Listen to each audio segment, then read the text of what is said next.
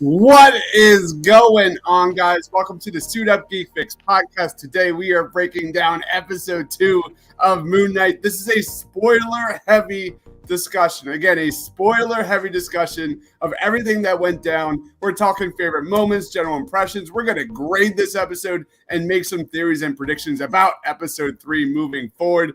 Joining us, as always, got to lead off. Beauty before everyone else here. She is Queen Manda. Check her out at AMX NDA Reviews at Candid Cinema. What is up, Manda? I loved episode 2. Thank you for that intro, Dad. You're the bestest.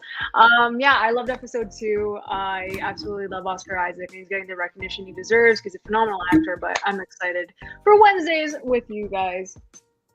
Love it, love it, love it. And then we've got my man Ryan at Just Ryan again. He's always bat nips to me. What's up, Ryan? God bless the Bat Nips name. That name will always be the glory. I'm honestly fuck it. I might change it soon. But you know what I gotta say, baby, is Moon Knight is shaping up to be one of my favorite DC. Fuck me, Disney Plus shows of all time. I know that might not be saying much because there's not many Disney Plus shows, but it's shaping up to be a really good MCU project in general because man. The last 10 minutes where I know we're going to get into it soon, but holy shit, those last 10 minutes were like, that's badass as fuck. All right. And then last but not least, my man Loretto at Marcellus Durden, fresh from coming back from Disneyland. What's up, man? Oh, it feels good to be alive. Just came back from Disneyland, one of the happiest places on earth. And I also got treated with this wonderful experience with Mr. Handsome Oscar Isaac and wait, menacing whoa, Ethan Hawke. This was a really great episode. You went to Disney. I'm all about this journey. From last week to now, I rewatched last week's episode to kind of refreshing myself a little bit, and it's just such a fun time. I'm loving it. Loretto, you went to Disney, right? Yes, sir. I'm glad you acknowledge me now, motherfucker. I gotta ask you a question. Did you see Moon Knight there? Yeah. So, unfortunately, I didn't. Good. I'm glad you didn't now, asshole. I'm glad you didn't. Because you didn't want to acknowledge my question before. But also, I wasn't at Avengers Campus long.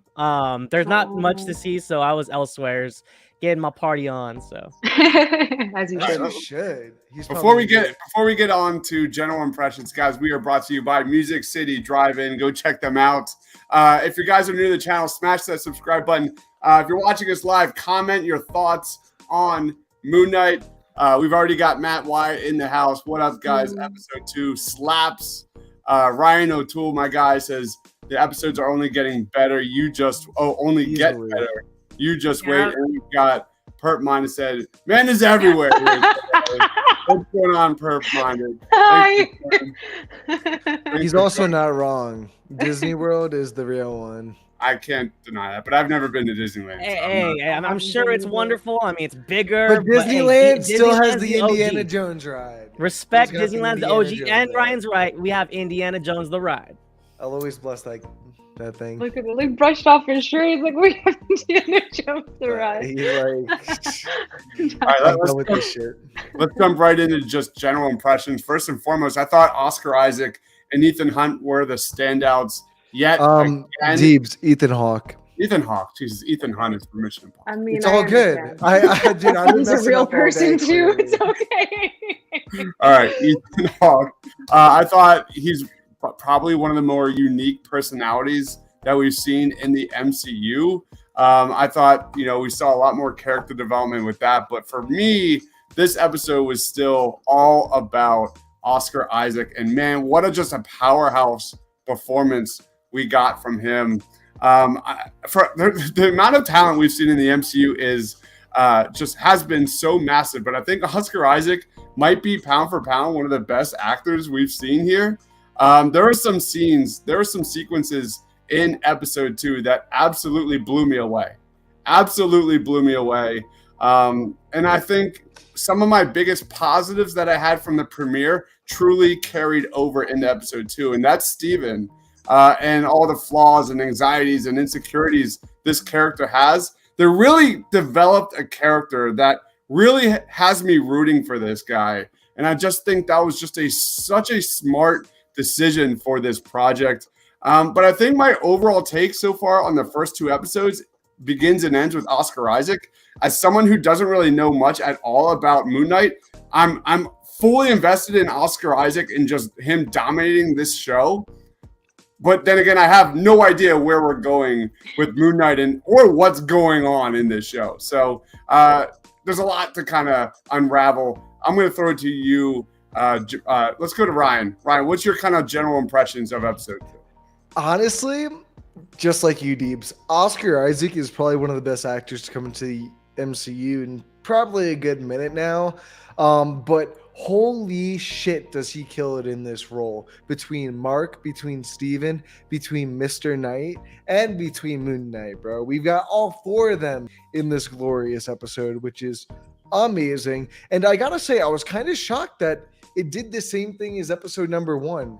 It was a very plot-heavy episode and not a lot of things going on with Moon Knight himself. We got a lot more in this episode. I think the last 10 minutes were more of the Moon Knight stuff compared to last week's minute and a half.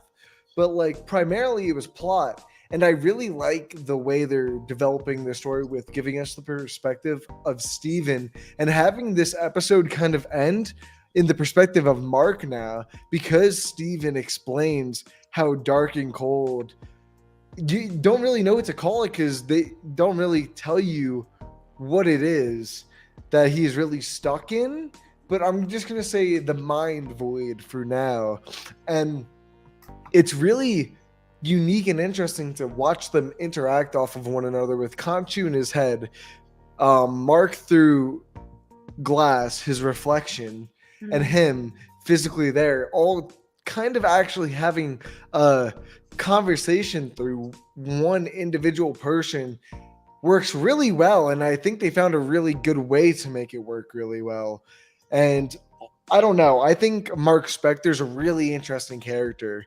I forgot the name of his wife in this episode. Can someone Layla? I thought it was a really interesting route to go with a wife that he's trying to protect because Khonshu wants her as his next host, which I find really unique and interesting to give Mark this challenge. And they set up that Khonshu can go through people without kind of killing them, and there's this contractual debt that goes through them because we see Howl tell us that he had Khonshu in him as well. So technically he was Moon Knight at one point, and now he's got the power of Ametet, which I get what you're saying, Deebs. The plot isn't fully being told to you, but I kind of think I can get some ideas at where it's going, and I have no clue on the Moon Knight character and his background other than I knew what he really looked like going into this show. So while I get it, there's enough pieces to where I feel like I can start building a maze or puzzle as to what I think might be happening, especially with Harwell at the end and having the powers of Ametet. And just like he's telling Steven that Khonshu is kind of mentally manipulating him, I kind of feel like the same thing's happening with Ametet. So maybe we'll see that develop in the future, but I feel like I'm going on for too long. Sorry. This episode was fucking awesome. Yeah, this is one of those shows where I'm really glad to be kind of unfamiliar with this world and these characters. I'm really happy to kind of just be going for the ride. I have predictions and theories. Don't worry at all. But going back to Oscar Isaac, man, not once during this episode did I think like Steven or Mark were their own people. Like his body language in episode 2 was just remarkable acting. What's your general impressions, Amanda? I liked episode 2 better than episode 1, as I said. I think the production design was really cool. I love that there's reflections everywhere. There's mirrors everywhere so that Mark can talk to Steven. I like that they're working in tandem this time. It was set up in episode 1, but they have to establish this balance between both of their minds. And I think that there's 2 different planes that they're showing in this season. It's the fact that like we get to see his, Steven dealing with his DID, his dissociative identity disorder in a realistic way, a grounded way. and then you have the gods aspect on another plane. So I think that that's the most interesting thing in working with Mark and Steven. And Khonshu is just sassy as hell. I think he's so sassy. Khonshu's literally fucking Venom. He is, but like in such a different way, and I love that. But for me, it's like we said, Oscar Isaac is just phenomenal. He has a different voice for Stephen Grant. He has a different voice for Mark Spector. And to actually talk to yourself as the other character, like that is so damn difficult to do. And I loved it. I really do love where it's going. Kevin. Also, I want yeah. I want to mention one thing that I found really interesting about this episode. Amanda, you probably know about this more than we do if I bring this up because you've seen the next 2 episodes. Yeah. But cover your face, bro. Cover. Okay. Go off screen. No, bro, I can see your eyes like off the screen. Hey, girl. So my idea is that they mention, or Khonshu mentions how. No, wait, it wasn't Khonshu. Sorry, it was Mark. Mark mentions how he was able to keep the identities at bay and control between who controls who stays where, who's asleep, and how Khonshu and Mark work out their deal. And it seems like we're starting at a point in a story where it kind of feels like Steven has a story made up within his mind that never really actually happened to fill in that gap of the time before the show started, if that makes sense. Because they mentioned between a conversation between Khonshu and Mark how Mark is not able to control the other personality, which is Steven, anymore. It's really confusing. Bless us all. We have Ryan Cairns in the house. What's up, Ryan? Thanks for coming by tonight. Loretto, what are your general impressions of episode 2? Hello, bub. I thought it was great, and I think just echoing what everyone says, Oscar Isaac is doing a phenomenal job.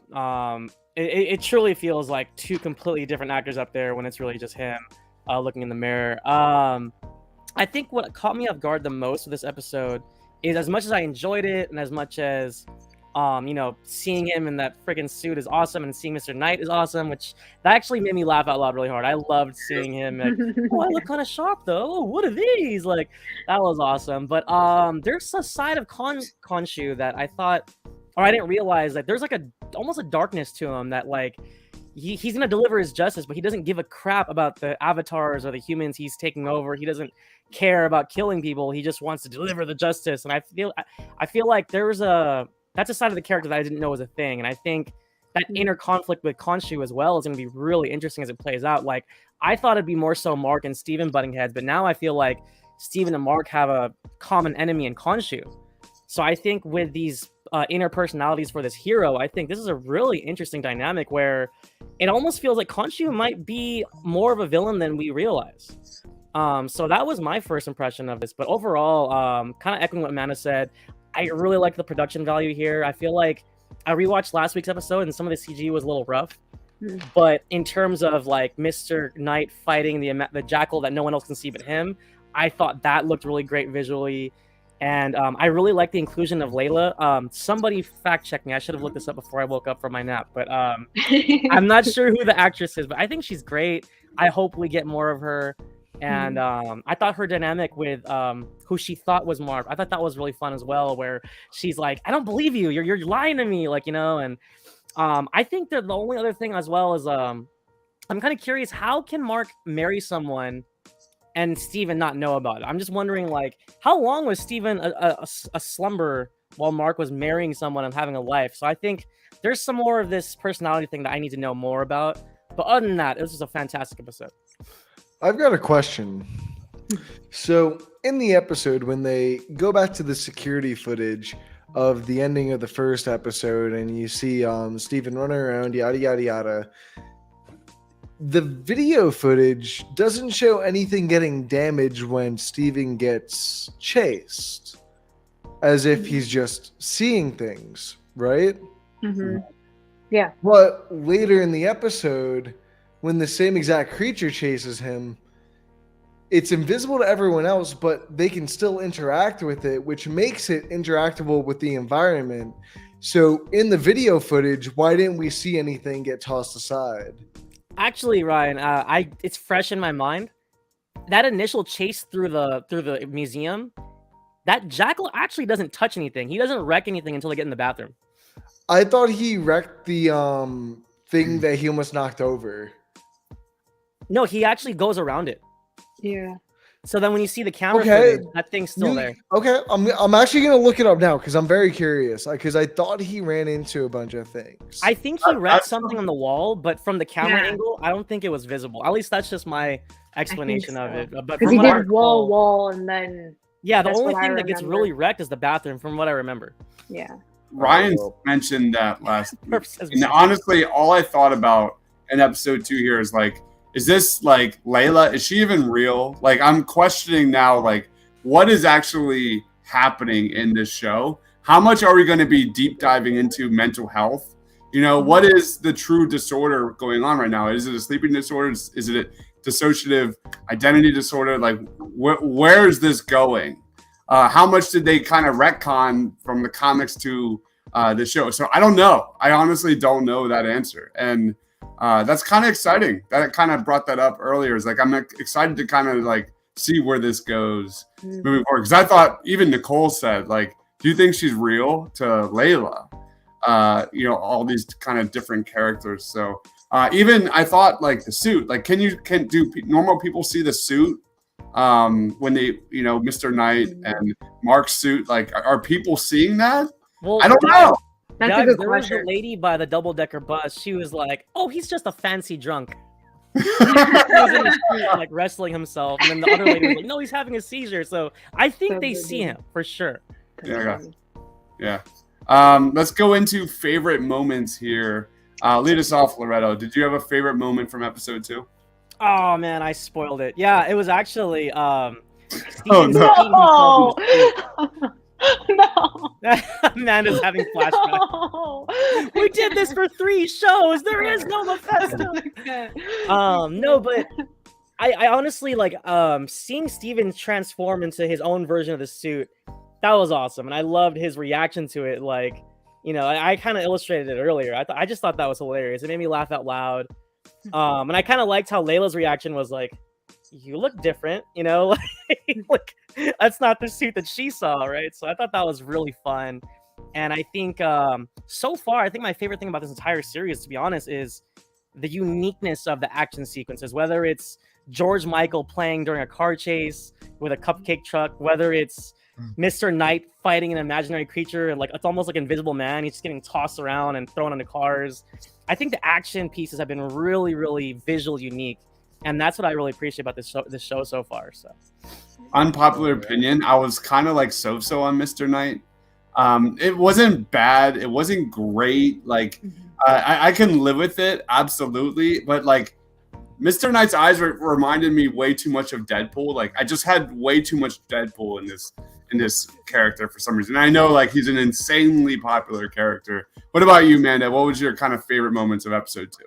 I love the hallway scene when he's running out of the storage room and Khonshu's about to get him. I thought the lights flickering in that hallway scene with Khonshu approaching him. You don't really know if he's there, like, or when he's coming. I love that. And then as Steven is like running away from Khonshu, like right before they cut to him like running into the middle of the street, there's a freeze frame, and that just reminded me of like a comic book panel, and like that's where like it's the last page of that like particular section, and I was like, that is so cool and so unique, and it's like one of the scenes in any MCU show, to be honest, that is like stayed in my head because it's just so different. This whole show is different. I'm just so happy with it. That's how I'm gonna say.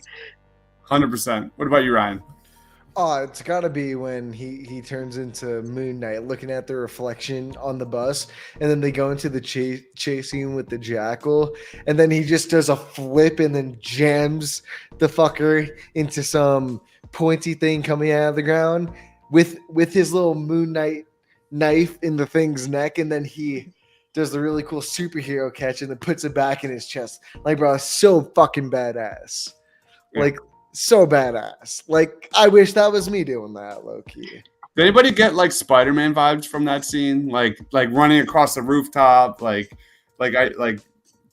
first time seeing that his powers. I don't know. I just had some like could put some of that Spider-Man soundtrack in the background. I don't know. They're Well, for definitely me, I think just with the cape and the rooftops and the darkness, like the nighttime, I got more Batman vibes. Did you? If anything, yeah. It was a little cartoony. I don't know. It was a little which I think it works. Like, yeah, the CGI is not great, but like that makes it more like, I don't know what's the word, like fantastical. Like it's more cheesy, but in a good way. And I know the visual effects aren't like the best in the world, but I think with the camera itself, the directors and the cinematographers found a way to show the story interestingly in another aspect that takes over from all the visual effects. Like, there's some really cool fucking shots, especially right when the fight started and they're doing an overhead directly down showing the action. It's so good. We have Christian in the house. What's going on, Christian? Check out Film Optics. Go check them out. My favorite moments, kind of just echo the premiere here. Like in the premiere, I love that scene where he's just talking to himself in the mirror, confronting Mark. And again, just like I said at the beginning of this show, episode 2 had some of the major, just most epic moments when you see Steven and Mark just arguing with each other. Man, it was just such a great performance by Oscar Isaac. I love it, man. I absolutely love it. Oscar Isaac is absolutely nailing it. And I love that little scene. It's not even an action scene. That scene you touched on it, Ryan, where Mark is walking out of the bathroom and you see Steven like looking at him through a camera, and he's like looking at this guy, and he can't even recognize this Mark character. He's like, that's not me. And there's something like eerily creepy about that. I don't know what it is, but I thought that was a really cool moment. I like that scene a lot. That was really, really fun. Yeah, hey Dibs, that shot where Mark looks at the camera, super intense. And then like Steven's like, yo, really freaky. I don't know who that is. I am shook right now. It was really cool. That gave me like chills. I really, really enjoyed that. And I love the horror vibes continuing in episode 2. I'll take a character-driven, character study MCU show like this all day. And not Ethan Hunt, Ethan Hawke. I love kind of deep diving into what his MO is. He's basically the Project Insight version of Thanos or something. We're getting a sympathetic villain here, which I think, I could be wrong, guys, but do you catch that at the end where he didn't do his little thingy and he just like took that girl out or a guy? I don't know. I forget. But Layla was looking at him through an alley, and he clearly didn't use that cane power, whatever that's called, and took that person out. So is that all front? Does anybody think that's an entire front here? Oh yeah, like I said, I think Amatet is manipulating him into manipulating people for a different reason. So she's telling him one thing, and he's telling them a totally different thing. Yeah. So I feel like that's the way it's working, and I'm really curious to really see what that is, Deebs. Yeah. Man, Amanda just. no, she looked like she wanted to say something. No, I was gonna say because they haven't resurrected Amit, so she can't really like control Arthur yet. That's all I'm saying. You get what I'm saying? Like, because Khan, she was like, he's living as a god, but like this is just Arthur Harrow like trying to figure out how to get to Amit.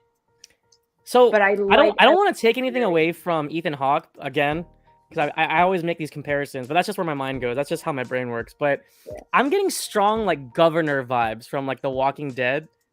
He cares for his community, he has a purpose, and he cares for people. But there's that sinister side that he actually is like pretty fucked up. He's murderous and has ill intent at some points. It's just kind of interesting, that kind of villain. Yeah, and anybody that's a vegan is straight up crazy. Great. All right, let's go into That's grade. what really makes him evil. Lentil soup? Get the fuck out of here. What about you, Ryan? How would you grade episode 2 out of 10? Wow. Okay. So I'll give it a 9 out of 10.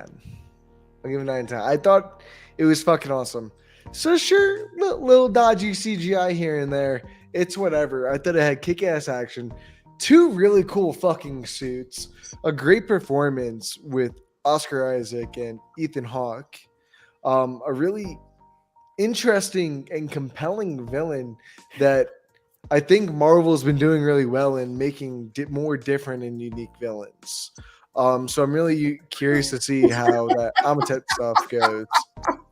What was it, like a whale? Yeah, Program? they were watching like whales come out of the water and shit. Like, Christian brings up a good point.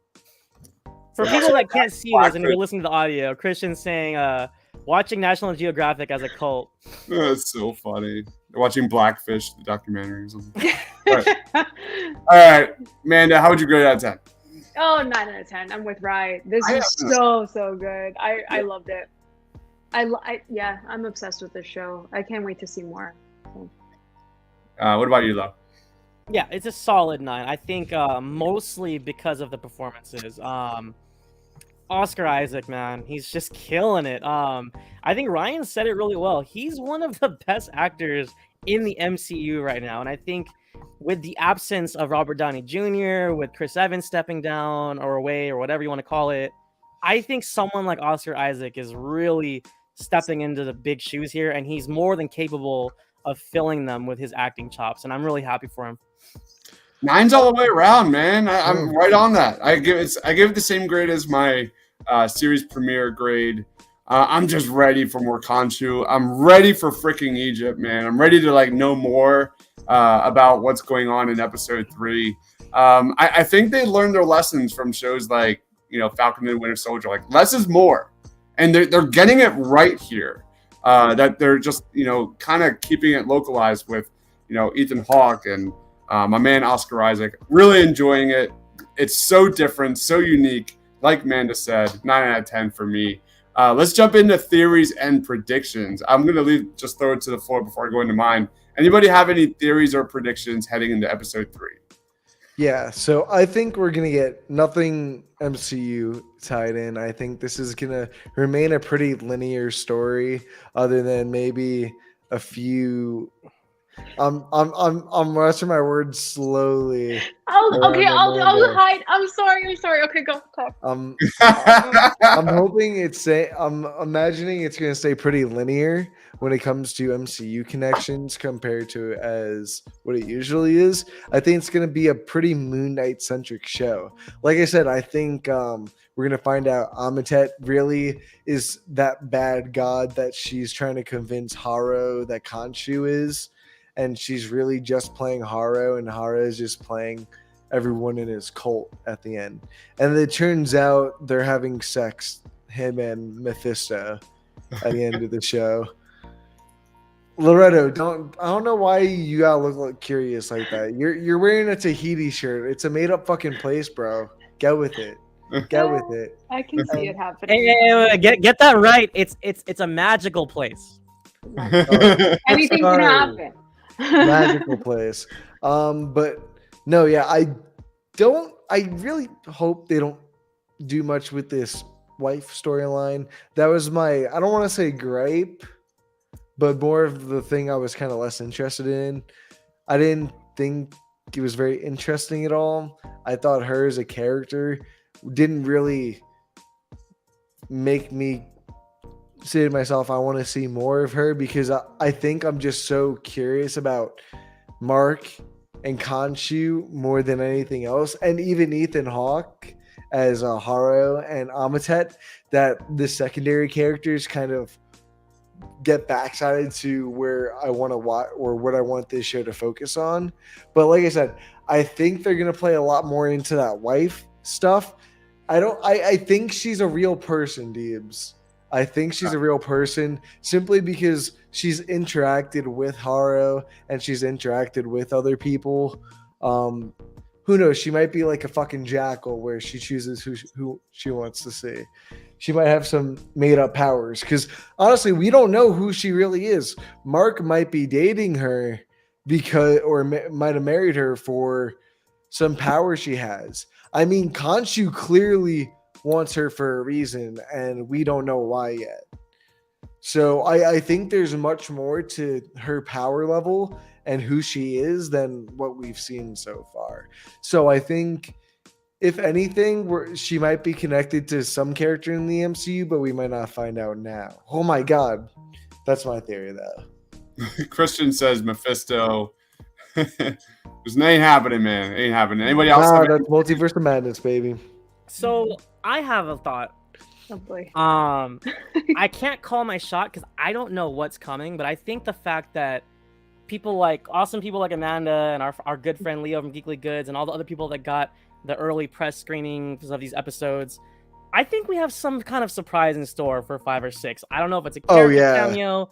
I don't know if it's just an epic twist, but I feel like, WandaVision had Ralph Boner, Loki had Kang, Falcon and the Winter Soldier had Sharon being the power broker and all that, and I think we're in for a twist. I think there's a reason why they cut the screener off at 4. And I think 5 and 6 might surprise us with something. It might be a cameo. I don't know. I hope it doesn't. It could be a good surprise. It could be a bad surprise. So hopefully this series doesn't go off the rails. Yeah. For me, I think it's going to be pretty. I think the twists are still going to be within the Moon Knight realm, if that makes sense. For me, I think it's pretty obvious that Steven and Mark are kind of going to learn to work with each other. I think they're gonna, learn how to utilize like their own individual strengths and come as one. If I had to make a bet right now, my bet would be that the majority of the next 4, so 3, 4, 5, there's 4 more episodes.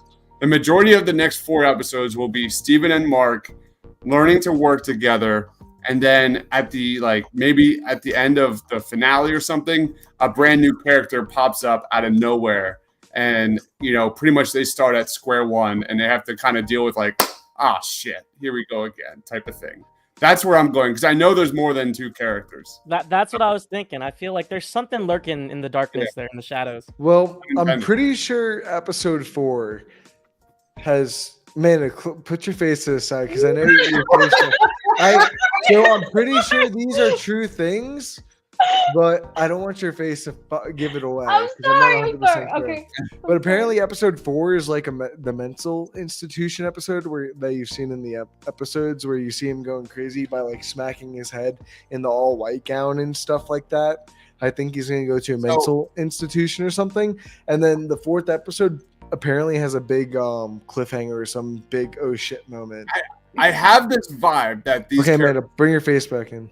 I have this vibe that all these characters truly care for each other, just like we saw in the premiere, and I think that they're rooting for each other, and they're all going to eventually come together. But I do think there's going to be another reveal after Mark. I think there's something else coming, and I don't know if it's going to be this season. Maybe it's like season 2. I don't know. Maybe there's someone else that's hitting on some chicks and getting them married and getting dates. Who knows? I don't know. Well, whatchamacallit? Oscar Isaac apparently only signed on for the 1 season with no contractual obligation for anything else after this. Did he really? Yeah, so this I guess him returning really determines on how well the show is received, to be honest. I really think that's what it comes down to. So I think it's off to a great start, and I hope it gets the kudos that it deserves, because I'm really curious to see what this character would be like with the Avengers in the MCU, all these different personalities. And this man quite literally has many different personalities within himself. And just seeing how he'd interact with everyone we've seen. Like, imagine Oscar Isaac fucking Moon Knight meeting Tom Holland Spider-Man. Like, that'd be so weird. I'm down for it, baby. But yeah. I hope so. All right, let's wrap this show up. Let's just do final thoughts and plugs. Loretto, any final thoughts on the first 2 episodes, and what do you got going on, man? Not much. Back to work, trying to play catch up. But I'm enjoying the ride. I want a little bit more context on Khonshu, and I'd love to know a little bit more on how it's possible to get married and then have your other personality not know about it. So I think those are the things I hope we can shine some light on in the next few episodes. But other than that, I'm enjoying the ride, man.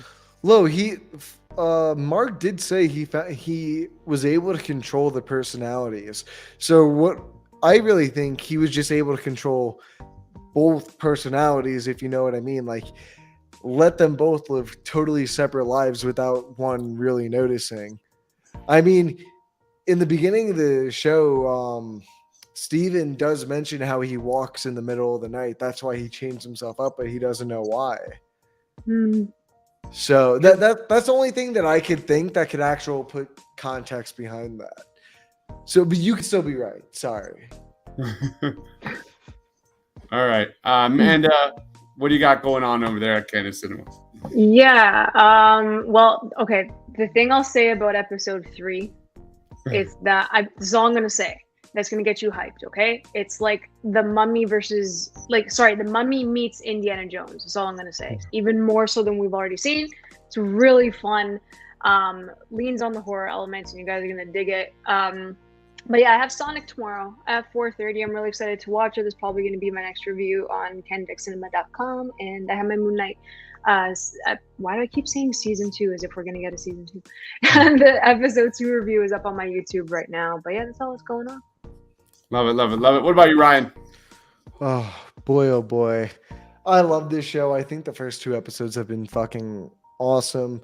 Something that I think the MCU really kind of needed, something unique, fresh, especially on Disney Plus. I kind of don't want to be a broken tune here. Love the episode. Really just want to see what happens more, and I hope Oscar Isaac decides to stay in the MCU because I'm really loving what he's doing with this character, and I'm really curious to see what they can develop this character into in the future, especially seeing what could happen in the season finale or series finale.